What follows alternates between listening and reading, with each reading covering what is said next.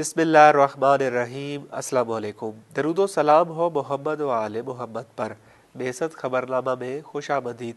13 جولائی 2021 کی ملکی اور عالمی خبروں کے ساتھ میں ہوں اسد عباس۔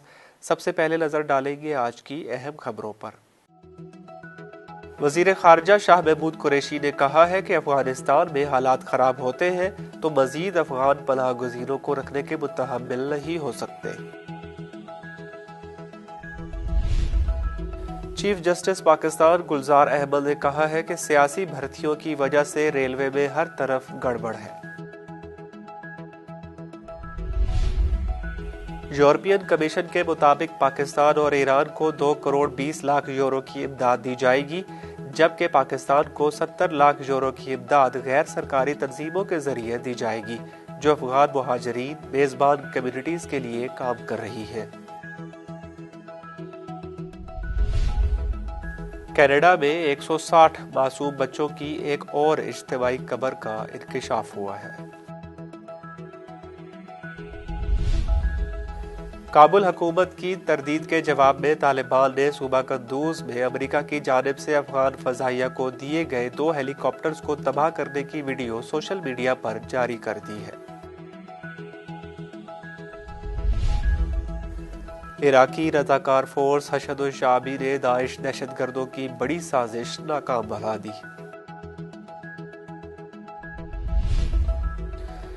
عراق کے ایک ہسپتال میں کرونا مریضوں کے وارڈ میں آگ لگنے کے نتیجے میں 50 سے زائد افراد جاں بحق ہو گئے۔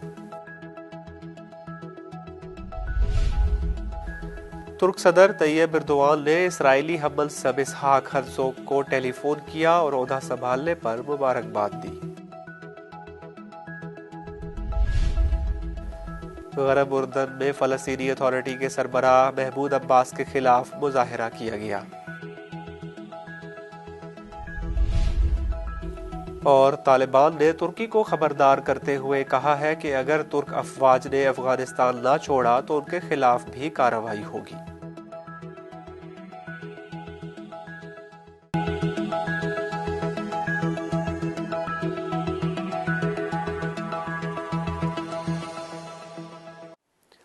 اور اب خبروں کی تفصیل۔ وزیر خارجہ شاہ محمود قریشی نے کہا ہے کہ افغانستان میں حالات خراب ہوتے ہیں تو مزید افغان پناہ گزینوں کو رکھنے کے متحمل نہیں ہو سکتے۔ اپنے ایک بیان میں انہوں نے کہا کہ شنگھائی تعاون تنظیم کی وزرائے خارجہ کونسل کے اجلاس کے لیے تاجکستان میں ہوں۔ خطے کے اہم ممالک سے افغانستان کی صورتحال پر بات کرنا چاہتا ہوں۔ شاہ محمود قریشی نے کہا کہ تاجکستان ہم منصب سے افغانستان کی صورتحال پر تفصیلی گفتگو ہوئی۔ آج ازبکستان، قازقستان اور افغانستان کے وزرائے خارجہ سے ملاقات ہوگی۔ روس اور چین کے وزرائے خارجہ سے بھی میری ملاقات متوقع ہے۔ انہوں نے کہا کہ چاہتے ہیں کہ ان اہم ممالک سے مشاورت کے بعد متفقہ حکمت عملی اپنائی جائے۔ پاکستان اپنی ذمہ داریاں احسن طریقے سے نبھا رہا ہے۔ افغانستان کی صورتحال بہتر ہونے کا سب کو فائدہ ہوگا۔ وزیر خارجہ شاہ محمود قریشی نے کہا کہ اگر خدا نخواستہ افغانستان کی صورتحال بگڑتی ہے تو سب متاثر ہوں گے۔ افغانستان میں امن بگڑا تو پڑوسی زیادہ متاثر ہوں گے۔ انہوں نے کہا کہ ہم نے محدود وسائل کے باوجود افغان پناہ گزینوں کی خدمت جاری رکھی۔ افغان پناہ گزین اپنے ملک واپس لوٹنا چاہتے ہیں۔ پناہ گزینوں کی آڑ میں پاکستان کے دشمن داخل ہو سکتے ہیں۔ چیف جسٹس پاکستان گلزار احمد نے کہا ہے کہ سیاسی بھرتیوں کی وجہ سے ریلوے میں ہر طرف گڑبڑ ہے۔ سپریم کورٹ میں پاکستان ریلوے میں عارضی بنیادوں پر بھرتی ملازمین کی مستقلی کے خلاف درخواست کی سماعت ہوئی۔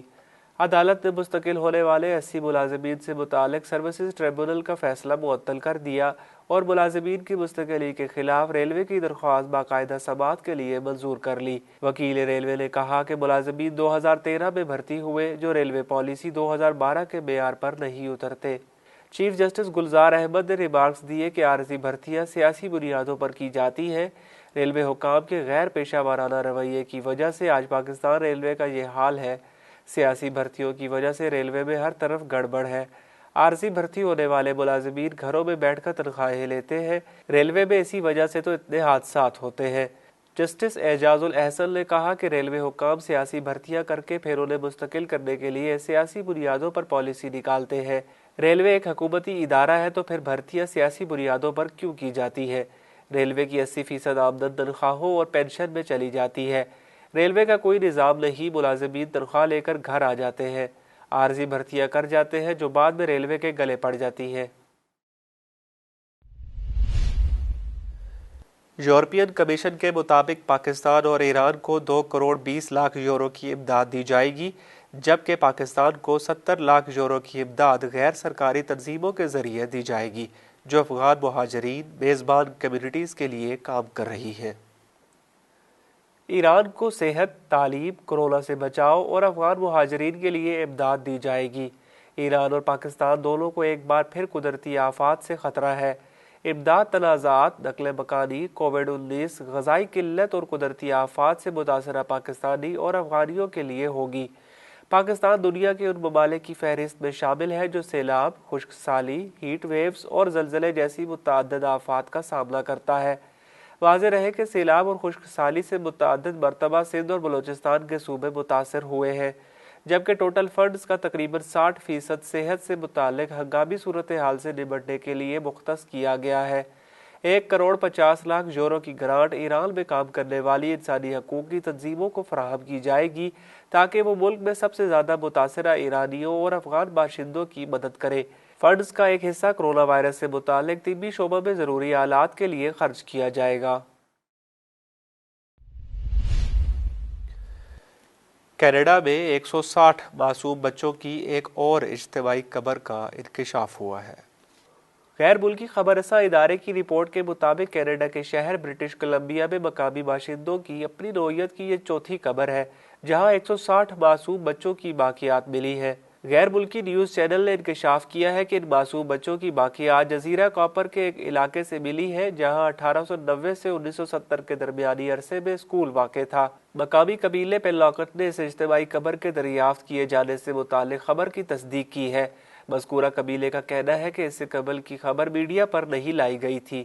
واضح رہے کہ مغربی تہذیب کے پرچاریوں نے 1883 سے 1996 کے درمیانی عرصے کے دوران ہزاروں کی تعداد میں بچوں کو ان کے والدین سے چھین کر ایسے بورڈنگ اسکولوں میں بھیج دیا تھا کہ جن کا انتظام کیتھولک کلیسا کے ہاتھ میں تھا۔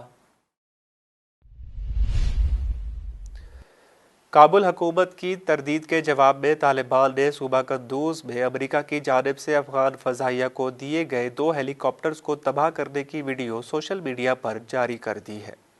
افغانستان میں غیر ملکی فوجیوں کے انخلاء کا عمل تیزی سے جاری ہے اور اسی دوران طالبان نے پیش قدمی کرتے ہوئے اہم سرحدوں، تجارتی راہداریوں اور سیکیورٹی چیک پوسٹوں کا کنٹرول حاصل کر لیا ہے۔ طالبان نے صوبے قندوز میں ایک ایئرپورٹ پر حملہ کر کے امریکی فوج کی جانب سے افغان فضائیہ کو فراہم کیے 2 ہیلی کاپٹرز UH-60 بلیک ہاک کو تباہ کر دیا۔ تاہم کابل حکومت نے اس حملے کی تردید کی تھی، جس پر ترجمان طالبان ذبیح اللہ نے ہیلی کاپٹرز تباہ ہونے کی ویڈیو جاری کر دی۔ ترجمان طالبان ذبیح اللہ مجاہد نے ٹویٹر پر ویڈیو شیئر کرتے ہوئے لکھا کہ دشمنوں نے ہیلی کاپٹرز تباہ کرنے کے دعوے کو جھوٹا قرار دیا تھا۔ ایسے لوگوں کے لیے ایئرپورٹ پر تباہی کے مناظر کی ویڈیو حاضر ہے۔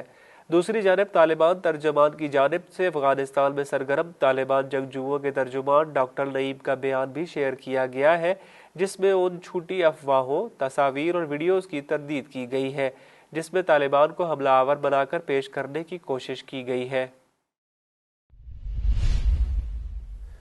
عراقی رضاکار فورس حشد الشعبی نے داعش دہشت گردوں کی بڑی سازش ناکام بنا دی۔ بین الاقوامی خبر رساں ادارے کے مطابق عراقی رضاکار فورس حشد الشعبی نے پیر کے روز صوبہ صلاح الدین میں جنوبی سامرہ میں دہشت گردی کی ایک بڑی کارروائی کو ناکام بنا دیا۔ رپورٹ کے مطابق الشباب فورسز نے کارروائی کے دوران جنوبی سامرہ کے ایک علاقے میں داعش کی رہائش گاہوں پر کارروائی کرتے ہوئے داعشی دہشت گردوں کے اسلحہ کے بڑے گودام کو اپنے قبضے میں لے لیا۔ عراقی رضاکار فورس حشد الشعبی گزشتہ کئی سالوں سے عراق میں دہشت گردی کی روک تھام اور داعش کے خلاف کارروائیوں میں مصروف ہے۔ حشد الشعبی کے ایک رضاکار کا کہنا تھا کہ سامرہ میں ہونے والی اس کارروائی کے دوران دہشت گرد تنظیم داعش سے اسلحے کی ایک بڑی کھیپ برآمد ہوئی ہے۔ انہوں نے کہا کہ اگر یہ کارروائی بروقت نہ کی جاتی تو عراق میں دہشت گردی کا ایک بڑا منصوبہ تیار تھا جس سے بھاری مقدار میں نقصان پہنچنے کا خدشہ تھا۔ حشد الشعبی کے جوان کا مزید کہنا تھا کہ ہم عراق کی سالمیت کے لیے اسی طرح کام کرتے رہیں گے اور غیر ملکی دہشت گردی کی سازشوں سمیت اس ملک سے داعش کا بھی صفایا کر کے ہی دم لیں گے۔ عراق کے ایک ہسپتال میں کرونا مریضوں کے وارڈ میں آگ لگنے کے نتیجے میں 50 سے زائد افراد جاں بحق ہو گئے۔ برطانوی نشریاتی ادارے کے مطابق آگ عراق کے جنوبی شہر ناصریہ کے الحسین ہسپتال میں لگ گئی، جس پر پیر کی رات تک قابو پا لیا گیا۔ آگ لگنے کی وجہ واضح نہیں ہو سکی، تاہم ابتدائی اطلاعات کے مطابق آگ آکسیجن ٹینک پھٹنے کے سبب لگی۔ دوسری جانب غفلت برتنے پر عراقی وزیر اعظم مصطفیٰ الکدیمی نے اسپتال کے سربراہ کی گرفتاری کا حکم دے دیا ہے۔ کرونا وارڈ میں آگ لگنے کے بعد مریضوں کے لواحقین نے عمارت کے باہر احتجاج کیا اور پولیس کی 2 گاڑیوں کو آگ لگا دی۔ طبی عہدیداروں نے بتایا کہ اسپتال کے کرونا وارڈ میں 70 بیڈز کی گنجائش موجود ہے اور اسپتال 3 ماہ قبل تعمیر کیا گیا تھا۔ صحت کے ایک عہدیدار نے بتایا کہ آگ لگنے کے وقت کرونا وارڈ میں کم سے کم 63 افراد موجود تھے۔ خیال رہے کہ رواں سال اپریل میں دارالحکومت بغداد کے ایک ہسپتال میں آکسیجن ٹینک میں آگ لگنے کے سبب کم از کم 82 افراد جاں بحق ہو گئے تھے۔ اس واقعے کے بعد وزیر صحت التمیمی نے اپنے عہدے سے استعفیٰ دے دیا تھا۔ تازہ اعداد و شمار کے مطابق عراق میں اس وقت 14 لاکھ سے زائد افراد کرونا وائرس کا شکار ہیں۔ عراق میں کرونا وائرس سے اب تک 17,000 سے زائد اموات ہو چکی ہیں۔ ترک صدر طیب ایردوان نے اسرائیلی ہم منصب اسحاق ہرزوگ کو ٹیلی فون کیا اور عہدہ سنبھالنے پر مبارکباد دی۔ ترک صدر طیب ایردوان نے اسرائیلی ہم منصب اسحاق ہرزوگ کو ٹیلی فون کیا اور عہدہ سنبھالنے پر مبارکباد دی۔ دونوں صدور نے توانائی، سیاحت اور ٹیکنالوجی سمیت مختلف شعبوں میں تعاون کو فروغ دینے کی ضرورت پر زور دیا۔ غرب اردن میں فلسطینی اتھارٹی کے سربراہ محمود عباس کے خلاف مظاہرہ کیا گیا۔ فلسطینی انتظامیہ کے صدر کے خلاف احتجاج کرنے والے فلسطینیوں نے شدید نعرے بازی کرتے ہوئے محمود عباس کی برطرفی اور فلسطینی اتھارٹی کی سرنگونی اور وزیر اعظم محمد اشتیاء کی حکومت کا مطالبہ کیا۔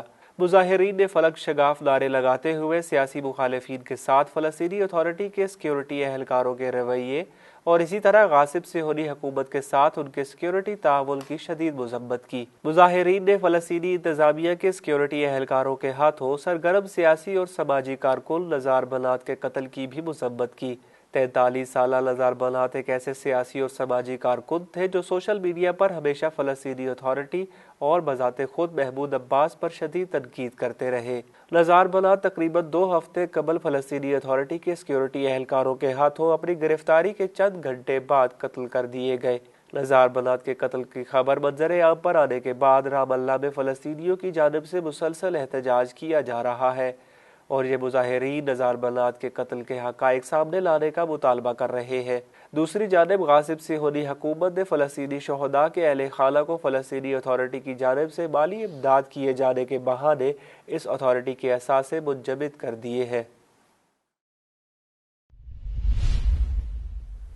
اور طالبان نے ترکی کو خبردار کرتے ہوئے کہا ہے کہ اگر ترک افواج نے افغانستان نہ چھوڑا تو ان کے خلاف بھی کارروائی ہوگی۔ طالبان نے آئندہ ماہ نیٹو اور امریکی افواج کے انخلاء کے بعد کابل ایئرپورٹ کی حفاظت کے لیے ترکی کے فوجی دستوں کی افغانستان میں موجودگی کی شدید مخالفت کرتے ہوئے کہا ہے کہ غیر ملکی افواج کے مکمل انخلاء کے بعد جو ملک بھی یہاں رکے گا اس کو قابض سمجھا جائے گا۔ طالبان ترجمان ذبیح اللہ مجاہد نے عرب نیوز کو انٹرویو دیتے ہوئے کہا کہ ترکی افغانستان میں 20 سال سے موجود ہے، تاہم اگر وہ اب بھی یہاں رکنا چاہتا ہے تو میں واضح کر دوں کہ ترک افواج کو قابض فوج تصور کیا جائے گا اور ان کے خلاف کارروائی کی جائے گی۔ طالبان ترجمان کا کہنا تھا کہ ترکی اسلامی ملک ہے اور ہم ان کے ساتھ اچھے تعلقات قائم کرنا چاہتے ہیں۔ ترکی اور افغانستان کے درمیان بہت کچھ مشترکہ ہے، لیکن اگر انہوں نے مداخلت کی اور اپنے فوجی افغانستان میں رکھے تو اس کی ذمہ داری ترکی پر ہی ہوگی۔ بیست خبرنامہ میں اب تک کے لیے اتنا ہی۔ اگلے خبرنامہ تک کے لیے اجازت دیجیے۔ دیکھتے رہیے بیست تعلیمی ٹی وی چینل۔ اللہ حافظ۔